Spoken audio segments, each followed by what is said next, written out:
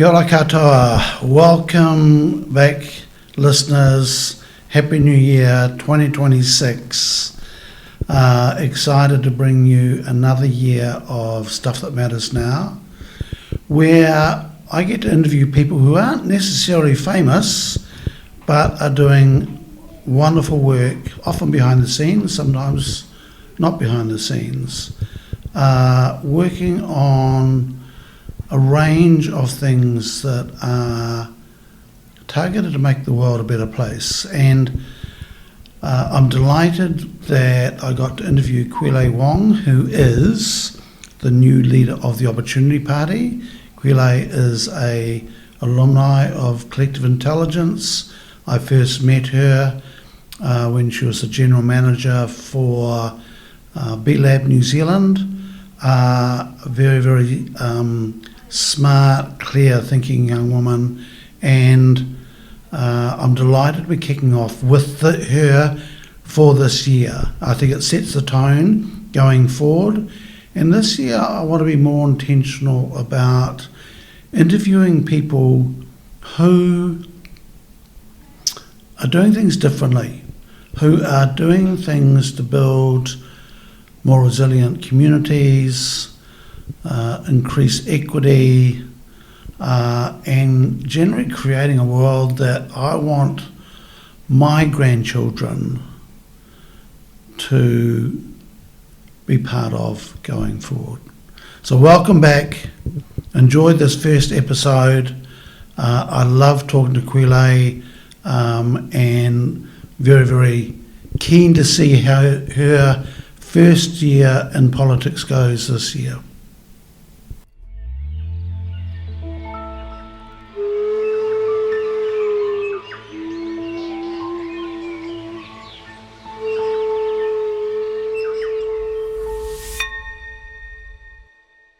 Welcome back, everybody. You'll be listening to this in 2026, but right now we're not quite there. This is December 2025, and I am talking to Qiulae Wong, the new leader of the Opportunity Party. Kia ora, Qiulae. Kia ora, Harv. So good to be here. It's kind of good and kind of unexpected, us looking across the table at each other in this time. That's quite something. It is. But I feel like you have appeared in my life in many significant moments, Harv. So in many ways, it feels quite right. Well, thank you. That's very generous. So I'm going to give some context here. So I met Qiulae before you came back to New Zealand. Yes. And it was for the new, I think it was General Manager for New Zealand. Was that Something the title? Something like that for B-Lab. Yep, for B-Lab. And that was the first time we were going to have a national boss for New Zealand. Yes. And Qiulae was shortlisted, and I was in the small group interviewing the shortlist.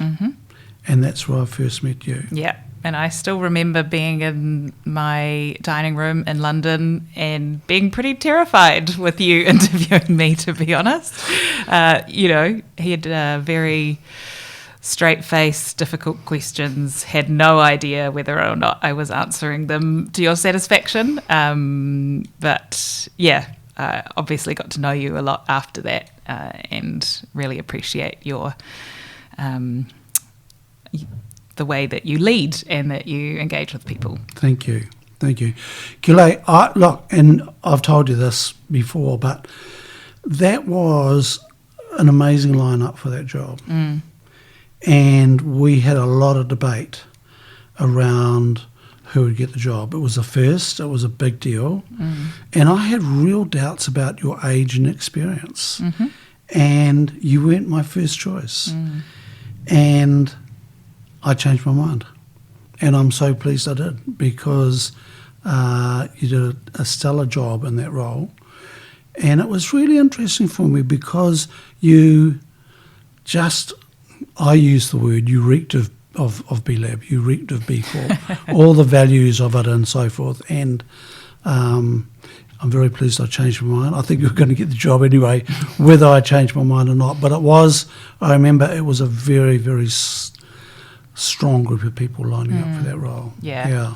Well, thank you. And it was probably my most enjoyable job, and I wish that I could clone myself and continue doing it forever, because it is just such a inspiring, wonderful world of people and businesses. And I suppose that's why I'm doing what I'm doing now, because I want everyone to live in that world, and I think it's possible. Which leads us on to, because the thing is, it is a wonderful segue having that piece. And the piece I love is you've got the strong commercial background, and you've got the international experience and all that sort of stuff. So, where do you want to start with this? I'm just, because it's such a broad thing. Like, I want to get on to the here and now, but you've got a really unusual name. Yes. Tell us about that. Yes, it's unusual even in Chinese. So it's a Chinese name, and my Chinese grandmother, gave it to me. And it's quite common for Chinese grandparents to name the grandchildren, and they give all the siblings the same prefix. So my brother and sister's names both also start with Q, and so I'm half Chinese and half European, Pakeha. My mum, who's the European side, is the one who actually came up with the spelling, and caused me all sorts of grief, because she just thought that QIU looked better than QUI, even though it defied all the rules of English. And so I've been challenged on the spelling of my name by teachers and friends and everything over the course of my life. And I tell myself it's built resilience and character in me. But yeah, I've come to really love having a unique name. There was definitely a period growing up where I wish that I was just called Sally or Mary. I remember at school there was a period where all the kids were getting baptised at sort of age 11. I went to an Anglican girls' school, and so I just kind of got baptised at the same time, because that's what you did, not really because I believed in it. And I had an option at that point to choose a Christian name. And I really ummed and ahed about it, but I guess by then it felt just a bit weird to pick a new name, an English name. And so I then stuck with it, and I'm really glad I did. So I don't have an English middle name, which lots of Chinese people do. And yeah, I now am really proud of it. Nice. And lots of people just call you Q. Yes, yeah, which is actually, so my sister was called Q, because obviously we all had the same prefix. So she was called Q growing up, and I just thought it was a really cool nickname, so I actually stole it off her, and subsequently have pretty much learnt everything that I do in my life off of her. She's the one that got me into social change and, purpose-led business, and so I'm kind of just a wannabe of her, actually. So I should be talking to her. You should. You? She is an incredible woman. Qiulae, tell us about that. What is this purpose-led thing all about? What's it about? I think if I go back to my first job was working for my sister, and she had a filmmaking and communications agency, and they were doing the communications for this organisation in New Zealand that was all about demonstrating the value of people with disabilities, or what they called access needs. And so I was writing newsletters and doing social media and, kind of plebby little jobs that you do when you leave university. And that really opened my eyes to how businesses can be a force for good in the world. And that whole campaign was about, actually, if you're a cafe, you're missing out on the 1 in 4 customers that might have an access need if you don't make, your space physically accessible. If you don't, you could have a braille menu, you could make sure people understand a bit of sign language. And in doing that, you not only make the space more welcoming for more people, which makes society better, you're also, increasing the value of your business and being open for more customers. And so I think that concept was really embedded at that point. And I spent my whole career after that trying to help more businesses find those little bits of value where they can give back to society and actually, build a good business and employ people and grow at the same time. And I guess, that's become called purpose-led or impact-driven, whatever you want to call it. Yeah, it's got lots of names. And some people like using it, but not really into practicing it. Yeah, it's an interesting thing. I've seen a bit of that. Purpose washing. Yeah. It's like greenwashing. Yeah, it's just like, that's bullshit. Yeah. And I genuinely believe that the ones who have it at their core, at their heart, are the ones that survive long term. Yep. There's a lot of studies that show how it does increase your kind of long-term resilience. It does make sure that people actually want to stay working for that business if they can really feel it and they know that it's real. Purpose can be a really powerful driver for business. That's the thing I love about being a B Corp. Actually, we're not a B Corp right now. We've deregistered 12 months or so. Just recently, because we were going to recertify. We're going through a whole lot of change. I rang Alex Hannett, I think he's the chair of B Lab. So what should I do here? And he said, look, we're coming in with all these new standards. Just wait, and then come back in when all these new standards are in place. So right now, we're not. But I think we were number 11 B Corp, 11th B Corp, 12th. Something. Yeah, you were one of the OGs. Yeah. And what's an OG? Original gangster? I think that's what it comes from. And it was a thing I love about it. Q is it's hard to get. Yes. Like it's really hard to get. Yeah. You can't wing it. And I remember 8.5 years ago, we were going through the first certification, and I thought we could wing it. I thought we were special. And you need to get 80 marks out of 200, only 40% pass mark. And we had an intern working on it, and he told us we had 110 points, and I believed him.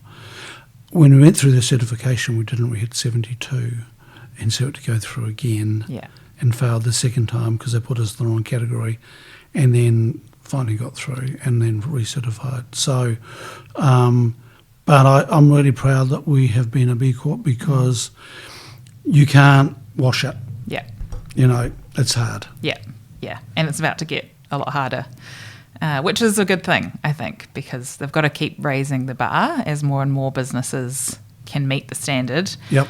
They've got to keep, showing what leadership looks like in business, and they might lose a few businesses out of the certification for that, but I think it's the right thing to do. And look, it's I've heard people criticise B Corps and going, they're not perfect. And I go, we're not trying to be perfect. No. We're acknowledging where we are. That's why the marking's so hard. We started on 82.5. Yeah. We got through to 95 or something. There's a whole lot of marks we didn't get, Yeah.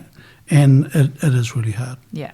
And wouldn't it be great if businesses... It's that whole process when you're going through the B Corp certification, you're like, we could do this better, we could do that better, partly because it will give you points, but you also see the value for your business. And it's kind of the same effort that most businesses put into finding profit and revenue opportunities. But if you can look at all these other metrics and say, actually, we could increase worker well-being by doing this, or we could reduce our environmental footprint by doing that, and looking for those opportunities as actively as most businesses look for profit opportunities, what a better world we might live in. Yep. So I sculpt as one of my hobbies, and I imported a new piece of just an attachment for thing. Now it's an expensive little piece of kit. It comes from America, and it turned up, and I opened it up and I looked at it, and straight away I went, something's changed here, because the packaging was totally different. There was no plastic, so forth, and I opened it up, and sure enough, they've become a B Corp. Yeah. And I just thought, look at you, before when I've imported this, it was wrapped in plastic and shit, and this thing could all be recycled. Yeah. Okay, there it is, right there in action. Yeah. And I think what the B Corp movement has done really well is make it aspirational. So businesses don't need to get certified, but they want to because they want to be part of the club and they want to be seen as the leaders. and that makes them, have to change certain things about the way they operate to get that mark. Yep. And I think it's seen as everyone's kind of fighting to be the best, which is great. Yep. We want to create a world where businesses are striving to be better than each other when it comes to positive impact. Whereas some other certifications are a bit more of a tick box exercise, or you sort of. I heard one of our local B Corps recently talking about ISO accreditation, and somebody said, "Oh, is B Corp like that?" And he went, "No." And he said ISO is a walk in the park compared to the B Corp, and it was really interesting to hear that. Yeah. You'd think I'd be still working there, the way that I evangelise. Look, it's building. I think it's important because it's building on where we're heading. The thing I love, you touched on it before. Being a B Corp is all about purpose, but when you get the frameworks right and all that, they're more profitable. Yeah. And there's lots of metrics around that to show that B Corps are more profitable than non-B Corps. Yeah. And that's still important. Mm-hmm. Yes. Little side issue thing. I'm trying to learn more about capitalism because I was introduced to the idea recently that maybe we're not even practicing capitalism. Yeah. Maybe we're practicing something else. Yeah. Really badly. Yeah. And that capitalism's fine. We're just doing a shit job. Yeah. And I liked what one of the founders of B Lab said, which was that this constant chasing of short-term profits for shareholders is the source code error in capitalism. So it's actually not the way capitalism was meant to work. It may be purpose-led capitalism is the way it's meant to work. There we go. We're going to sign off that conversation with that. 100% agree. So here we are now. Mm-hmm. What are you doing? What am I doing? I don't know. I'm 6 weeks in and taking a couple of weeks off for Christmas with my family and reflecting on a very big decision that we have made. I have mostly made, but with the obviously with the support of my husband and broader family. I guess trying to do what I was doing in business when it came to the B Corp movement, change the way business is done. I'm trying to do that in politics now and make politics for good and stop it being about short-termism and division and tribalism and make it about long-term vision that we can all get behind as a country and build something new because, we're throwing old solutions at new problems and it's clearly not working. Our economy is buckling in many ways. And so we've got to try something new. We need a new generation of politics. We need a new generation of leaders. We've got to think bigger. Tell me, was there a moment where you thought, I'm going to do this? So I got the email from Ian, who's the GM of the party. So this is Ian Lees-Galloway? Yes. Yep. Yeah. So I was subscribed to the newsletter list, so I got the email out where they said they were looking for a new leader. And it had been a tough couple of years working in sustainability, I've got to be honest. I was definitely looking at my career going, what am I doing? Everything that we've worked so hard for is getting backtracked, things are stalling. Yep. It's really frustrating. Yep. What else can I do to accelerate this? Yep. And so I actually replied, I think within minutes. We could probably go look and see how long it took me to reply to Ian's email, and said, this really looks interesting. It's piqued my interest. And what was in the email? Oh, I just said, we're looking for a new leader. Here's the job description, apply now kind of thing. They advertised it on Seek, but I guess I just saw it through the newsletter. And then, Ian replied straight away. We had a call maybe that night or the next night and had a good chat about it and what it would entail. I had no idea what it meant to be a politician, really. I mean, I studied politics at university and did a bit of advocacy work through work, but that was about it.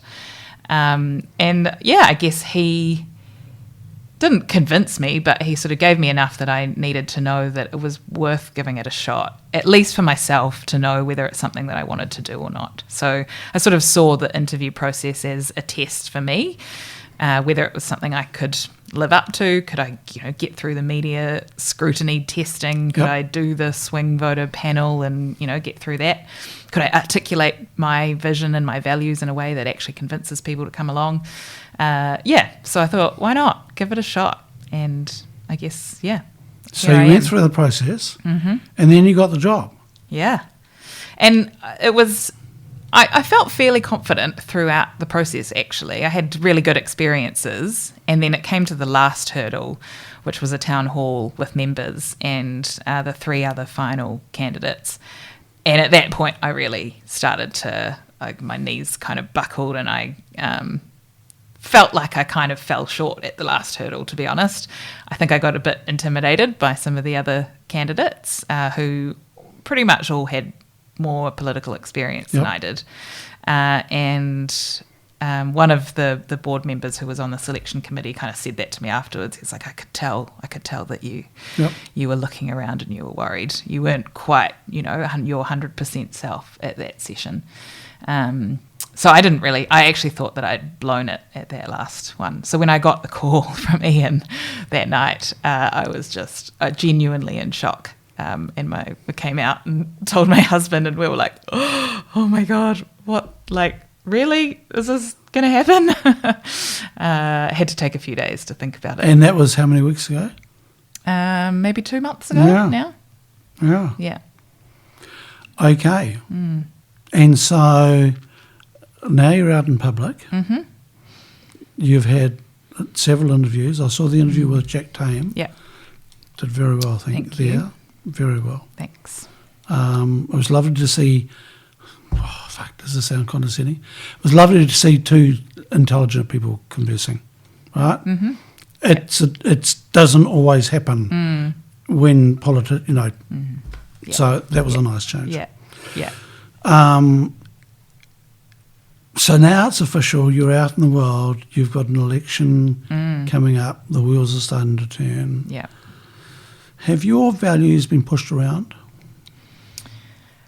It's a good question. I don't think my values have been pushed around, but it's the tactics, I suppose, and of how you make change happen. I think that people have different views on how change will happen, right from revolution to incrementalism.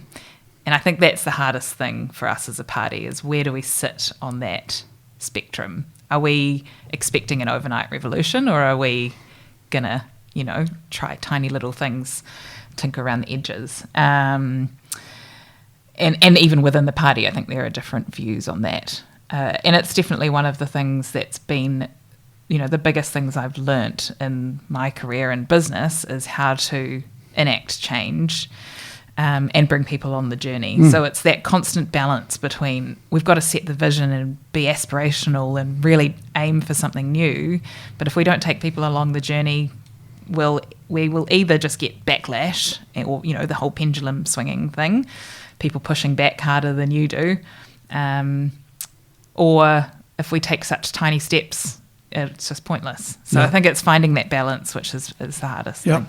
And the Opportunity Party has had an interesting journey. Its founder, Gareth Morgan, I really respect. Yep. As a politician, he's terrible, and just comes across as an angry man. He gets frustrated and, means well, but politically he's a disaster. And it's never broken through. Why will that change? What do you need to do for that to change? Well, I think the first step, and I don't want to sound egotistical, but I think the first step was hiring me, because I think I'm quite a different sort of leader to what they have had before. And that's not to diminish the work of Gareth or Jeff or Raf, who have been all the 3 leaders we've had in the past, all incredible people, and we all, we stand on the shoulders of giants when we do this work. And we wouldn't be here if it weren't for them and all the people that have voted for the party in the past. But we also recognise that most people vote based on emotion, on one issue that really is impacting their life right now. They don't vote based on a party manifesto that's 500 pages long with lots of detailed policy.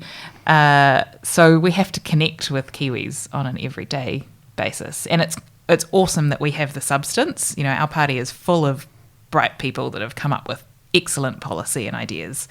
But we now need to translate that into something that means something for people. How's that going to improve their life, and why should they back us rather than other parties? Okay. Qiulae, I am fucking sick of politics in New Zealand. Yeah. Absolutely sick of it. Mm-hmm. Not just in New Zealand, but I'm going to focus on New Zealand. Yeah. We've got short-term stuff going on. We've got lobbyists having huge impact, getting rid of the smoking laws, a whole raft of things. Yeah. We've got the GE thing sitting there. I think that's going to come through. And we've got these both left and right, and we've got parties that are quietly eating themselves. We've got the two main parties that are a bit muddy. Mm-hmm. You know, they're not. There's nothing very appealing there, and I'm sick of it. Yeah. And I don't. For a long time now, I haven't had any hope that our politicians can make the life of my mokopuna any better. Have you ever felt like that when you voted? No, not as much as I do right now. I think I'm more frustrated now. And I think it's because it started with this word repel. We're going to repel this, going to repel this. Yeah. And I'm going, look, why can't we find more common ground and stop this pendulum swinging? Because I don't like the pendulum when it's out the left or the right. Yeah. Yeah. And I think there are times that might be good. I'm not sure. I don't know. My depth of knowledge is not enough. But I don't like it when it's out there. And I know when it's out there, it's just going to swing back. Yeah. Yeah. Yeah, I suppose it's the Overton window. Do you know that term? Not Where it's sort of the Overton window is like the spectrum of ideas that are acceptable in society, and that's what the extremes are there for, are to sort of advocate for these big ideas that are not the norm. But most people do sit in the middle. But the challenge is at the moment our politics has become like so far left or so far right that again you get that backlash, and so we need to find that common ground. And I genuinely believe that most Kiwis want to be there and find that common ground, but they've been led to believe that the only way to sort of progress or succeed in society is to back one of these two teams. But I'm hopeful that next year we're going to see a change in that. I think there are lots of Kiwis who are feeling exactly the same way as you. Okay, so let's talk about this centre piece. What happens in the centre? What are the bold things that Opportunity Party is going to bring out next year? Yeah, I mean, we really don't like, I guess, the description. I understand why people say we're a centrist party, because there are elements of our policy that are right-leaning and there are elements that are left-leaning.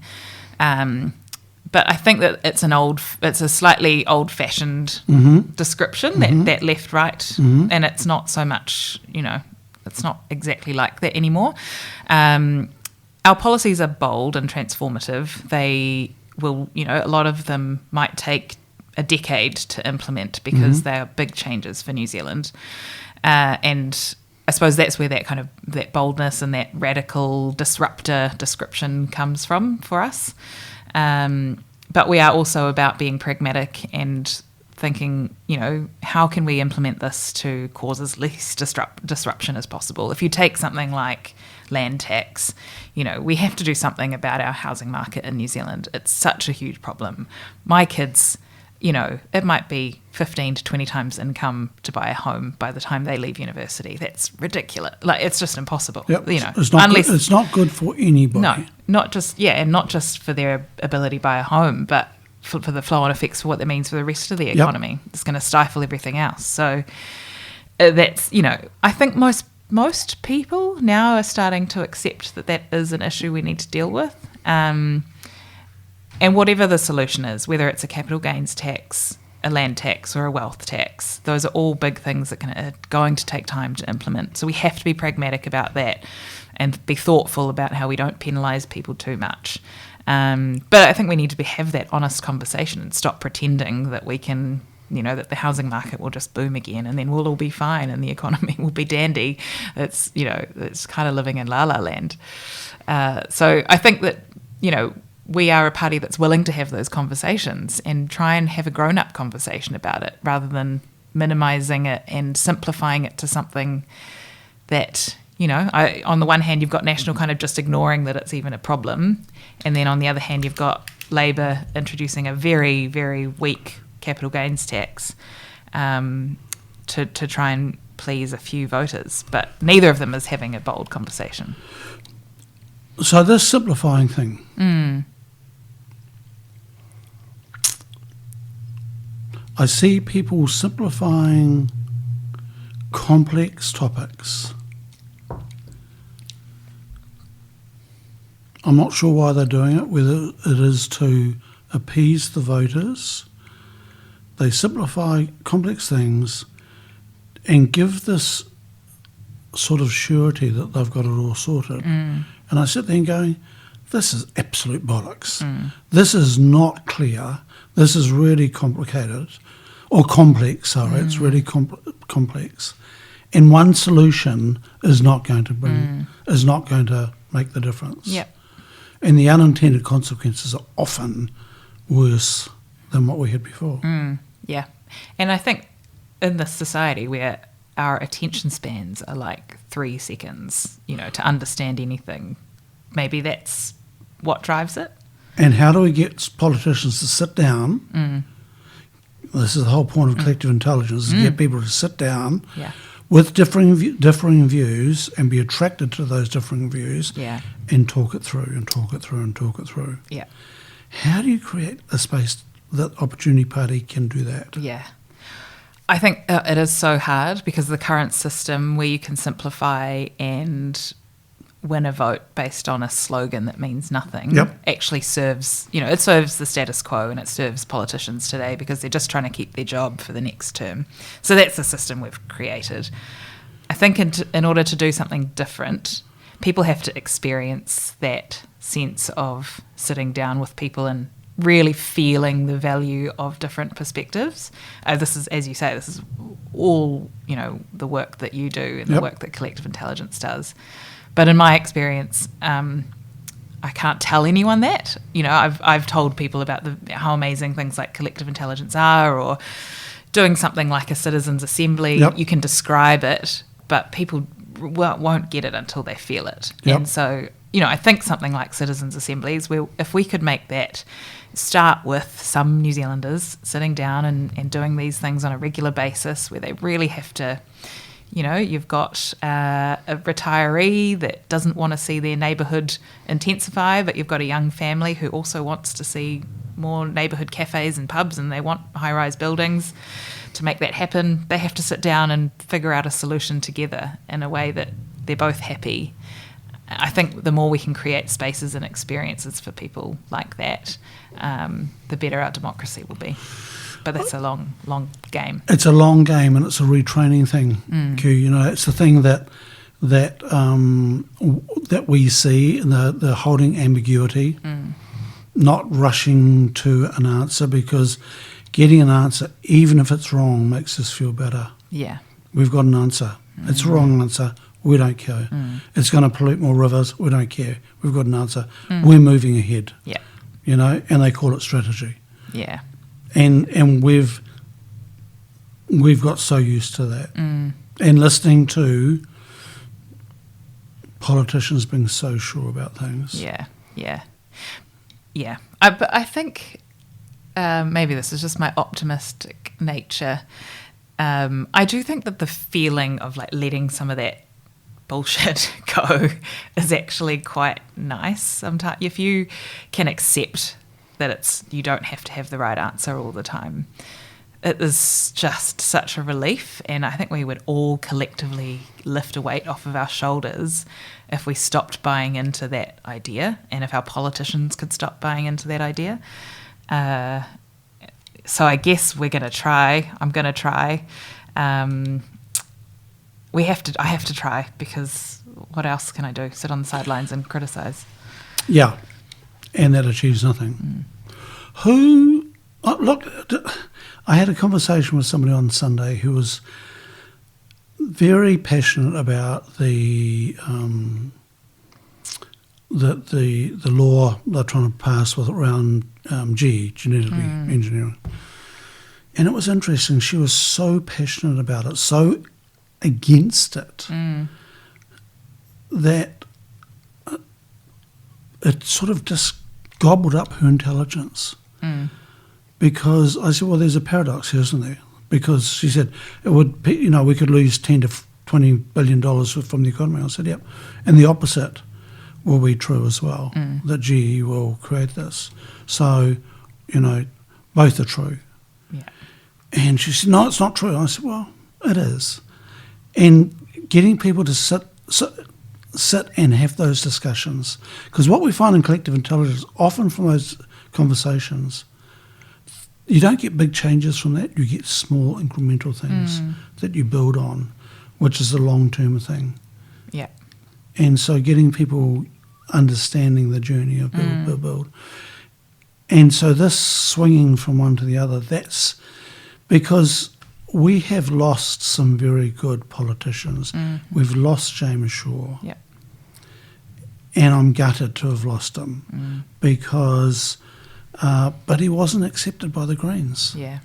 Right? Because he wasn't radical enough. And that sort of stuff just pisses me off. Yeah, I think he probably would have been number one pick for the Opportunity Party leader if we could have got him. But I think he's probably done his dash in politics for now. Yeah. So he's a loss, He's a loss. He would have made an amazing Prime Minister. Yeah. And things like that just... to me, are a symptom of not being able to cope with people who can take that middle ground and listen to lots of different sides. Yeah. Yeah. Yeah, it's a real shame. And I think Tariana Turia was another great leader of, maybe I guess a bit before James, but a similar sort of seeing in the centre. But she was also criticised for compromising too much. Flavel. Yeah. So it's definitely not an easy road ahead for me when I look at people like that and how they've been treated by the world of politics in New Zealand. Yeah.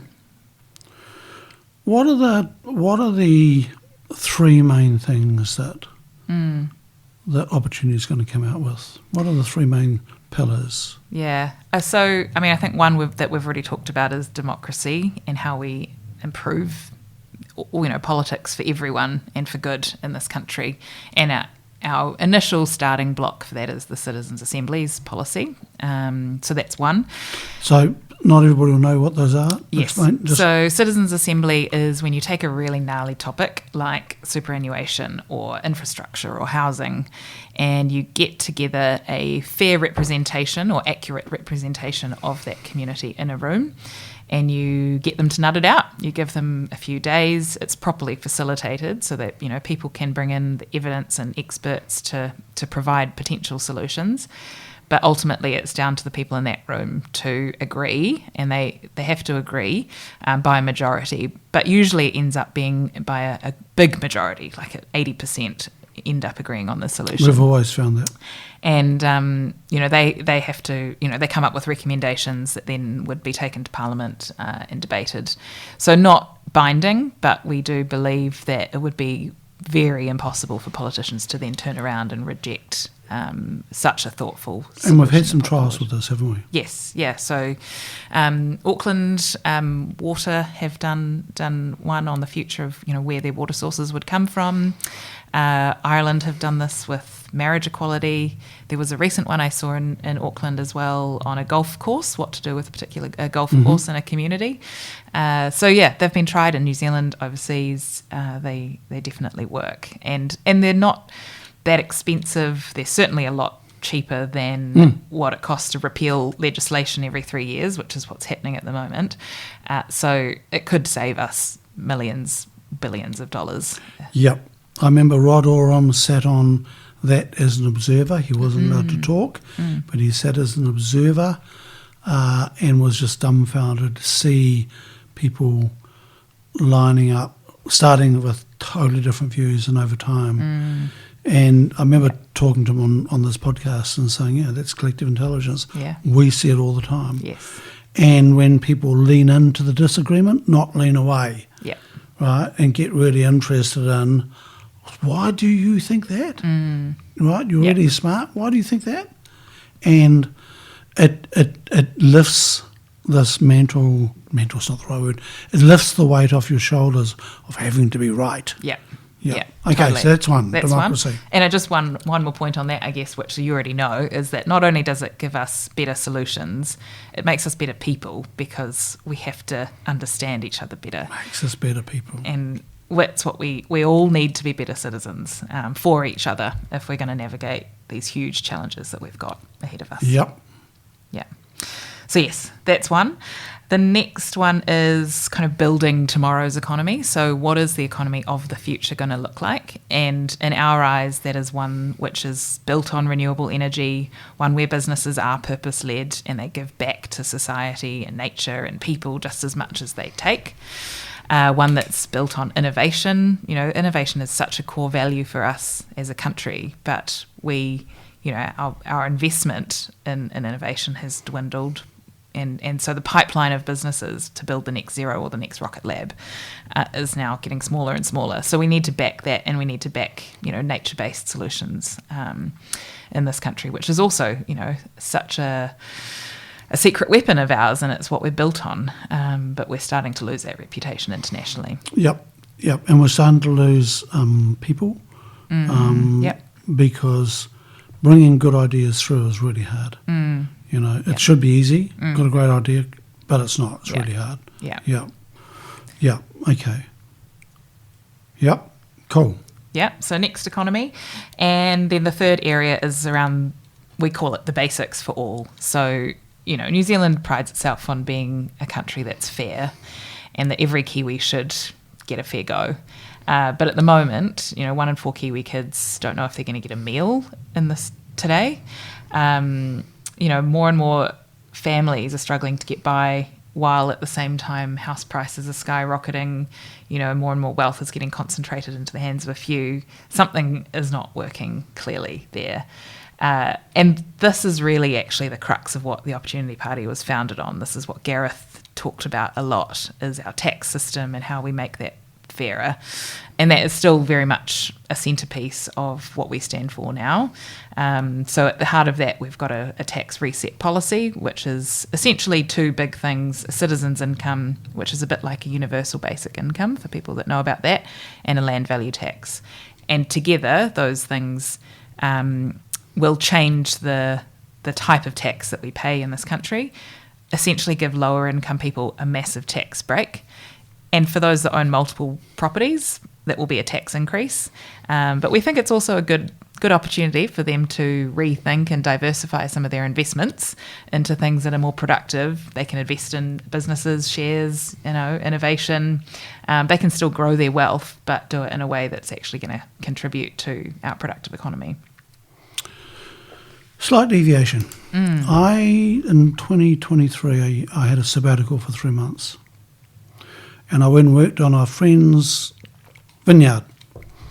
And he gave me a job driving a little blue tractor up and down, weeding in the vineyard. And I stayed in the room above the vineyard. It was fabulous. And I was on a basic wage.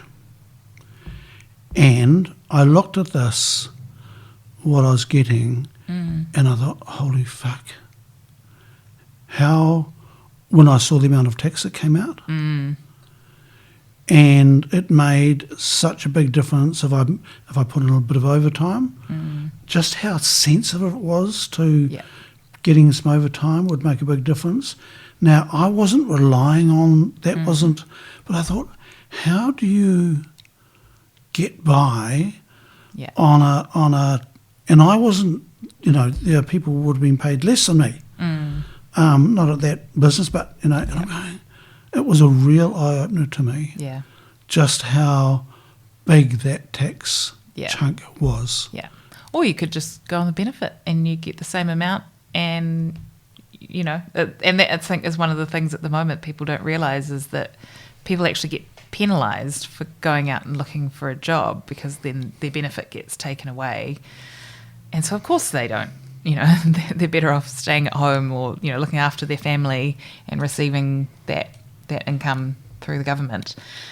Whereas if we let them keep that money, and every dollar they earn on top, they might be much more likely to go out there and find meaningful work that they want to do, that gives them a bit of purpose in life, and actually gives them the money in their pocket that they need to pay for food and energy bills and petrol. Yep.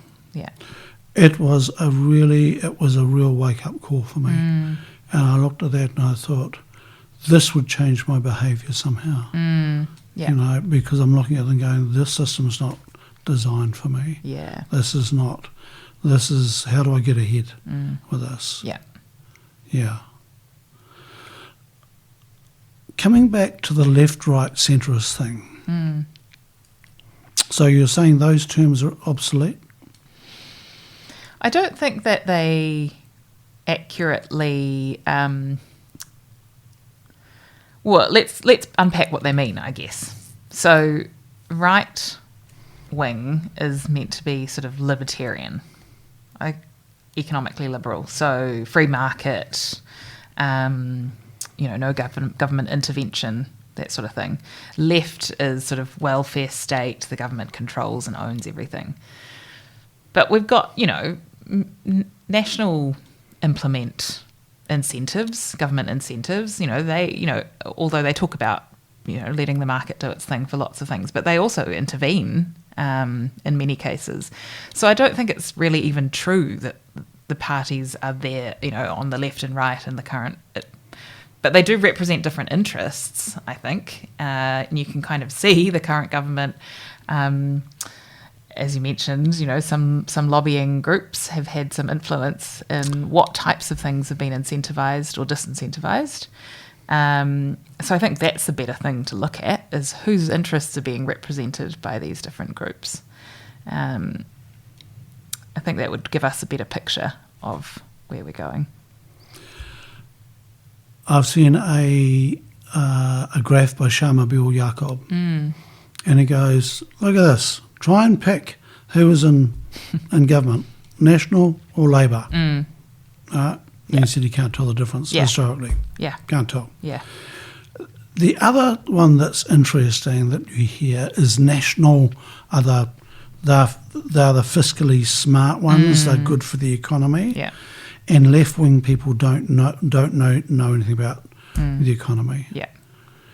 And I think, who made that up? It's and then I hear, well, Jacinda never ran a business. Well, Trump did. Yeah. It's just like, it's so there's all this noise that comes into it. Yeah. That means nothing, really. Yeah. Yeah.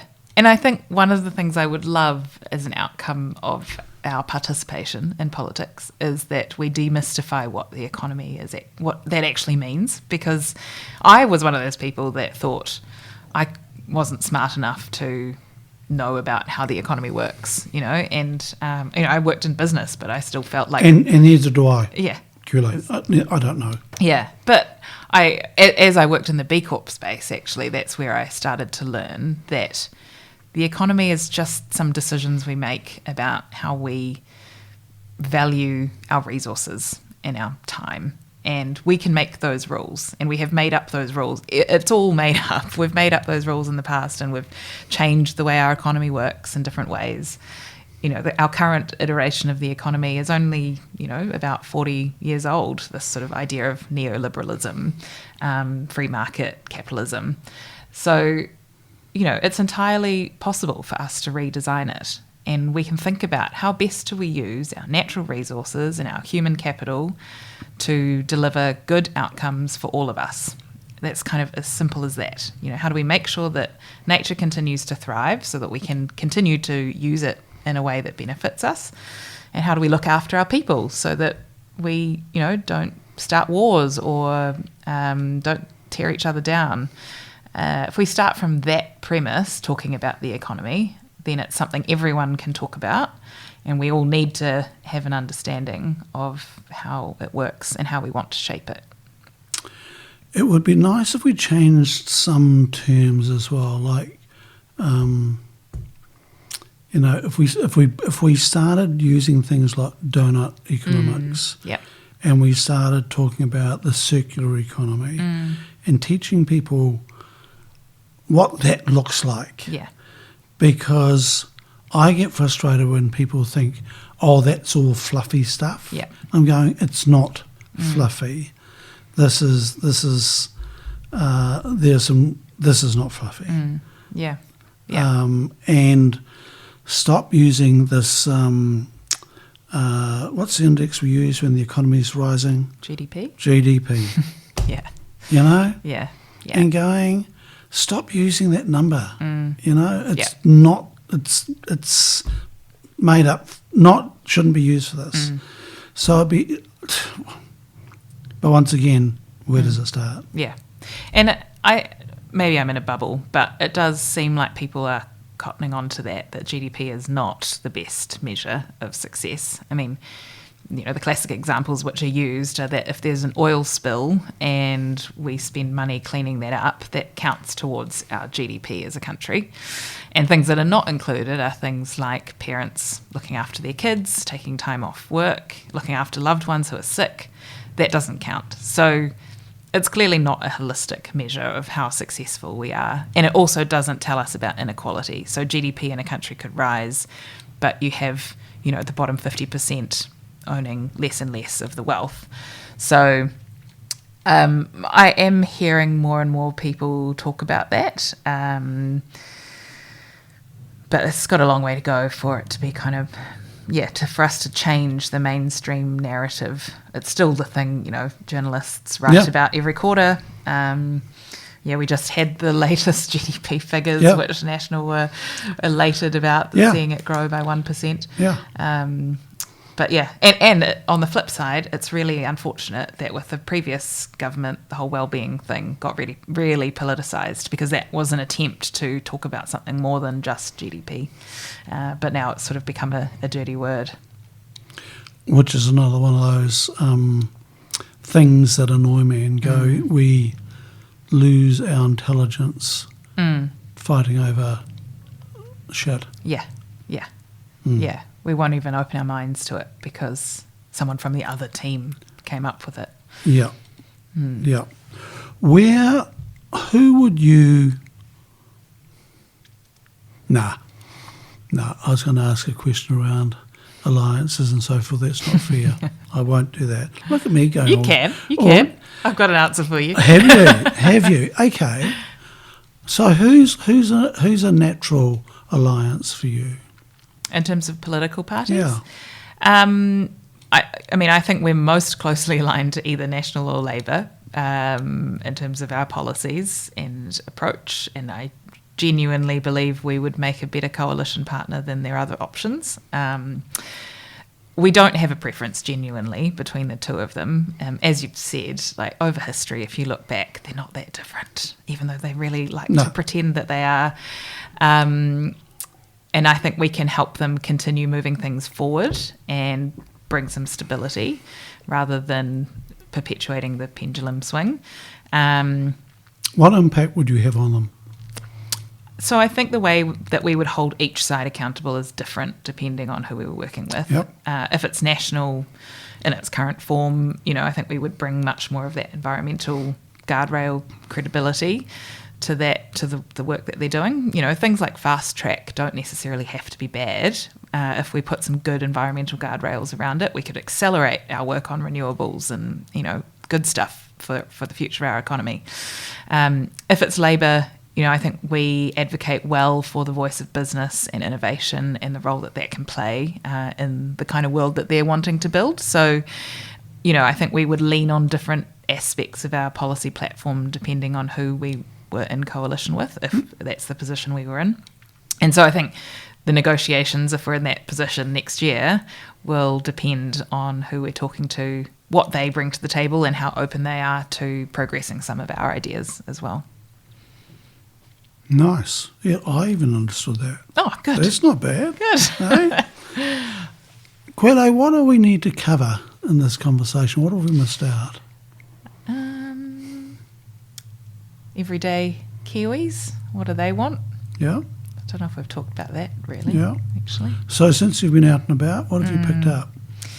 I am hearing that the two things that are resonating the most with people are just wanting to know where we're going as a country. It seems like people, regardless of whether they are parents looking after their kids or business owners that are trying to, build something new and exciting, feel like we just don't have a shared vision for Aotearoa 2050. And we have had that before, and I think people kind of look at the early 2000s as a time when New Zealand was thriving and felt like it had that oomph and we believed in ourselves. It doesn't really feel like we believe in ourselves at the moment. We're kind of pandering to the states a bit, like we don't really know who we are on the international stage. So I think that's something that we as a party are really trying to bring next year in the campaign, is to paint that picture along with lots of Kiwis and kind of put what they want to see in that future into the vision that we're advocating for. So that's one thing.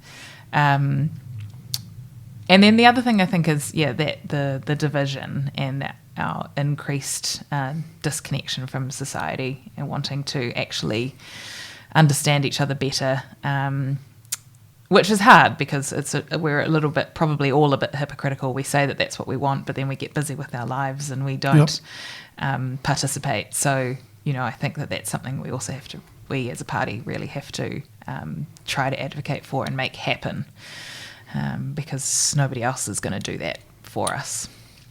Yep. Yep. Yeah. But in terms of, other kind of everyday Kiwi stuff, obviously everyone's feeling this sort of cost of living pressures. But I think that ties back to that. What is this next economy? Like, what are the businesses of the future going to look like? We're kind of trying to peddle the same old stuff and it's not really working. Small businesses are going out of business faster than ever before. They're clearly not getting the support and the direction that they need to thrive. So I think we can help with some of the tax stuff that we're talking about. We'll help put money in people's pockets, but we also have to invest in the big stuff, like the long-term vision of where we're going to go as a country. People will endure pain if they know what the big goal is. Yeah. But at the moment, they're enduring pain, and a lot of it. Yeah. And it's like, for why? Yeah. Yeah. Where are we going? Yeah. Yeah. Yeah, a good example of that is with the housing example. My husband and I were just talking about this yesterday as we took the long drive down to Palmy and the kids were finally sleeping in the back. And we were talking about our land tax policy, actually, and I asked him, how would you feel if we lost equity in our house? Which, maybe arguably we could currently, because we bought sort of at the peak of that boom, and house prices have been falling a bit. And he was like, I'd be okay with it if I knew that meant my kids could buy a house in the future. So, we will not happily, but we will take that hit if we need to. I think we will happily do it if you know what it's going to. People don't like losing it if they think it's unfair or they're losing out to somebody else. Yeah. Yeah. Yeah. And look, the tax thing, I talk to Rod Oram about this often, but just how unfair the tax system is. And I won't get into it, but just there are some sectors pay very little income tax. It's and they'll go, but we pay GST. I go, it's because you're spending and earning, but not the income tax. Yeah, because there's so many write-offs. Yeah, that you don't have to, Yeah, yeah, and tax is quite a, as I have learnt, is quite a complicated system. It's hard to get it right. And so I think, hats off to the IRD and people that work in there. But it doesn't mean that we can't try and make it better, because, we have different challenges today than what we had 50 years ago and 100 years ago. We have to keep evolving. And if we don't keep trying to progress and improve these things, we will just stagnate or go backwards. And so I think it's up to all of us to try and understand it better and come up with some new solutions. Qiulae, good luck. Thank you, Harv. It must be incredibly tough, young family. Yeah. Doing this. Yeah. Yeah, it is. Well, it's only been 6 weeks of being on the road, and it's already quite tough on the family. But I'm very grateful that the family is there to support and can see that it means a lot to me to be able to do this work. Yeah. Let's talk again. Would love to. Not sure when.